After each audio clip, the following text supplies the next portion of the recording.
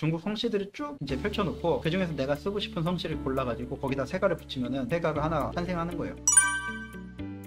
문파와 방파, 세가 이 차이점이 있는데 무협을 보다 보면 화산파, 무당파, 공성파 이런 이제 파로 끝나는 문파들이 있고요. 1월문 같은 문으로 끝나는 문파가 있고요. 그 다음에 소림사는 좀 특이하죠. 소림사는 이제 그냥 소림사로 끝나는 거고, 또 무슨 세가 해서 모형세가 제일 유명한 게 남동세가죠. 남동세가 처럼 이렇게 이제 세가로 나눠지는 게 있고, 또 방파가 있어요. 그래서 뭐 개방이라는 이제 방으로 끝나는 그런 것도 있고요. 이런 것들이 있는데 이게 어떤 차이가 있어요. 차이가 있어서 보통 파로 끝나는 거는 종교의 색채가 있어요. 종교의 색채가 있는 것들은 대부분 파로 끝나요. 왜 파로 끝나냐면 이 한자가 갈래파인데 갈래로 이제 나눠지는 거거든요. 예를 들어서 도교 문파다 했을 때 도교는 보통 곤륜파에서 시작을 해요. 곤륜파에서 무당, 화산 이런 식으로 이제 나눠진 거거든요. 그래서 이렇게 이제 파는 종교적인 색채를 가진 문파들을 파라고 하고요. 그 다음에 무는 동문수학이라고 이제 제가 써놨는데 이것처럼 이제 하나의 도장이에요. 도장. 우리로 치면은 그 검도 도장, 태권도 도장 이런 거 있잖아요. 그것처럼 이런 문파에서 제자들이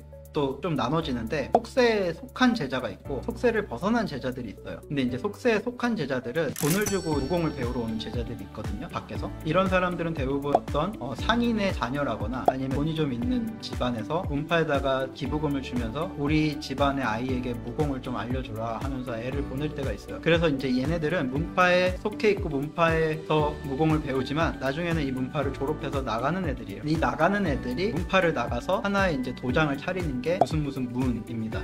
그래서 그 속가 제자들이 나가서 어떤 문을 차리죠.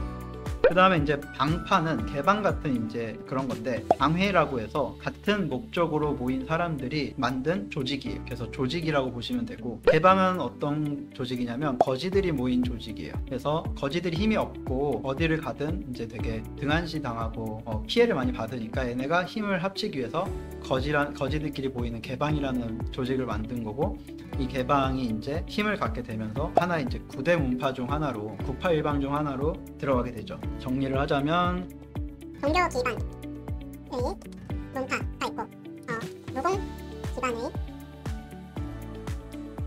있고, 이런 이제 도장 개념.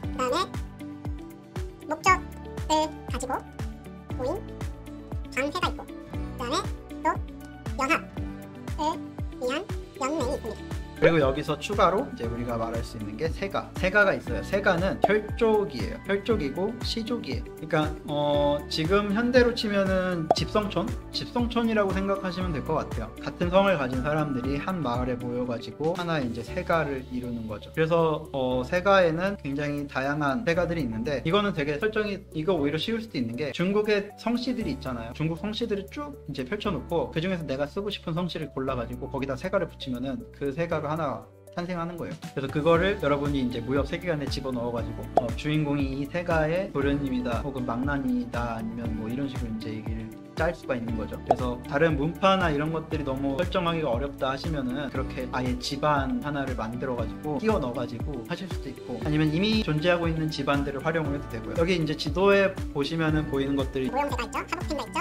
상고세가 있죠, 그리고 이제 진주원가, 신창양가, 한동학가, 남궁세가, 제갈세가, 사천단가 이런 식으로 있죠. 관동진가, 보통 뒤에다가 가문 지가자를 이제 쓰면은 다 세가예요. 와이랩 아카데미 소통방송 일정은 댓글로